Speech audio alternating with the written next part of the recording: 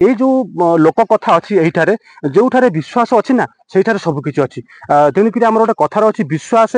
मिले हरि तर्के बहु दूर तेणुक एठिकार लोक कथा अच्छी एठिकार जो जनसमाज लोक मैंने अच्छा से विश्वास जे यहीठारे प्रभु श्रीराम अवतरण करते से तृतीय जुग कथा मुझे कहूँ ये आजिकल जुग नुह तृतीय जुग सरिक द्वापर सरिक आसिक कली पहुँची गलानी तेणुक ये से ही समय कथा जहाँकि मुझे फाइनाल आसिक जगह पहुँची जाइए आपको भिडियो केमती लगुच